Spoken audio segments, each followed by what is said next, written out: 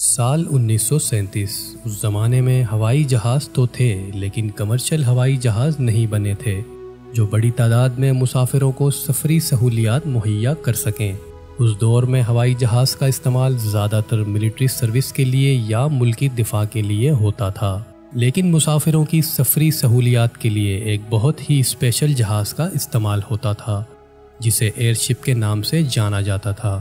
ایسی ایئر شپ کو ہوا میں اڑانے کے لیے ہائیڈروجن گیس استعمال کی جاتی تھی۔ ہائیڈروجن گیس جو کہ ہوا سے ہلکی ہوتی ہے اور اسی اصول کو استعمال کر کے یہ ایئر شپ ہوا میں اڑائے جاتے تھے۔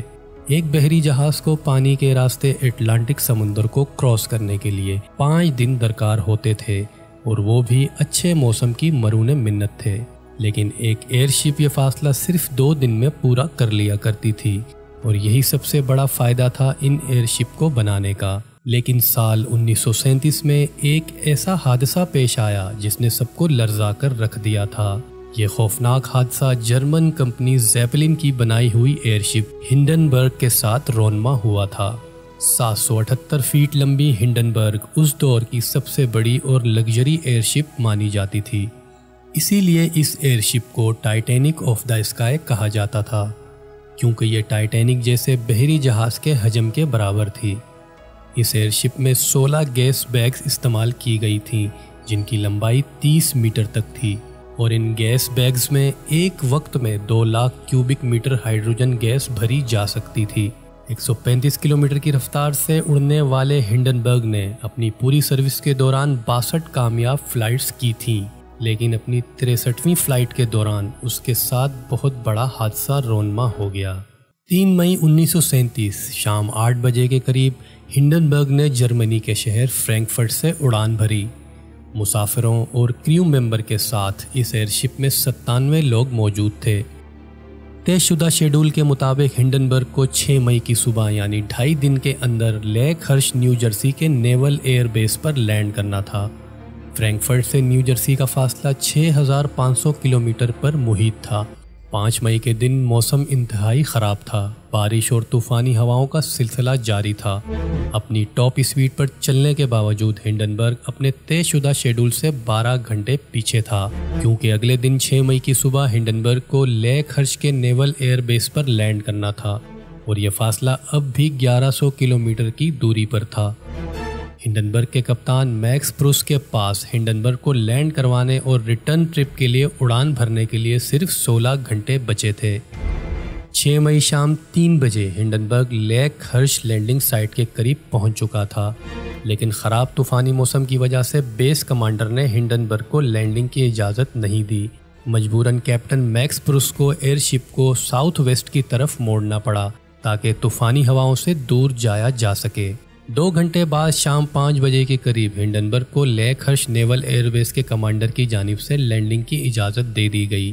ٹھیک شام 6:15 پر ہنڈنبرگ اپنی لینڈنگ ڈیسٹینیشن کی جانب بڑھ رہا تھا، تب اچانک سے ہوا کا رخ بدلنے لگا۔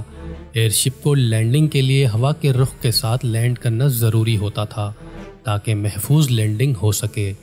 ہنڈنبرگ کو بھی ہوا کے رخ کے ساتھ لینڈ کرنا تھا، لیکن کیپٹن میکس پروس نے مخالف سمت میں لیفٹ ٹرن لے کر لینڈ کرنے کا فیصلہ کیا۔ ایسا کرنے سے ایئر شپ پر بہت زیادہ ہوا کا دباؤ بڑھنے والا تھا اور کچھ ٹائم بعد ہی کیپٹن نے محسوس کیا کہ جہاز کا پچھلا حصہ کسی وجہ سے بھاری ہوتا جا رہا ہے اور مسلسل نیچے کی جانب جھکتا جا رہا ہے۔ تب کیپٹن میکس پروس نے اپنے کریو ممبر کو ایئر شپ کے واٹر ٹینک سے 1000 کلو گرام پانی کو باہر ڈمپ کرنے کا حکم دیا تاکہ جہاز کو بیلنس کیا جا سکے۔ ایئر شپ کی لینڈنگ کے وقت کچھ رسیاں نیچے گراؤنڈ کی جانب زمین پر پھینکی جاتی تھیں، اسے مورنگ لائنز کہتے تھے۔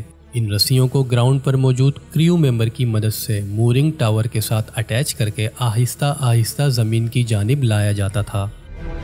گراؤنڈ پر موجود کریو ممبرز کی جانب سے ہنڈنبرگ کو لینڈنگ کے لیے مورنگ لائنز کا عمل جاری تھا، پر اچانک سے ہنڈنبرگ کے پچھلے حصے میں آگ بھڑک اٹھی۔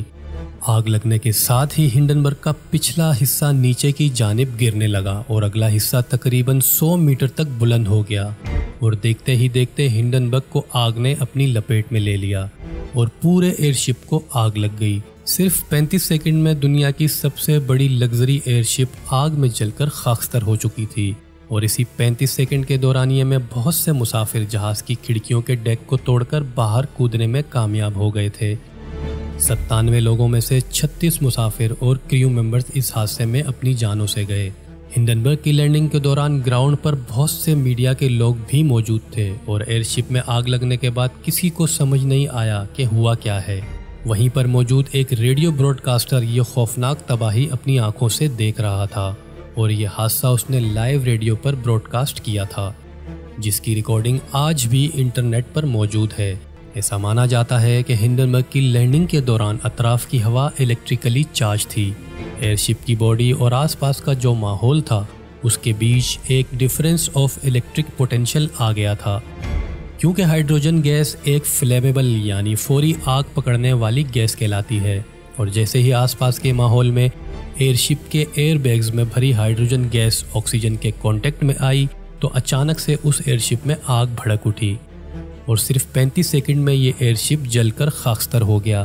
کئی سالوں سے لوگ ایئر شپ میں سفر کر رہے تھے، لیکن ہنڈنبرگ کے اس بھیانک حادثے کے بعد لوگوں کے دلوں میں خوف بیٹھ گیا۔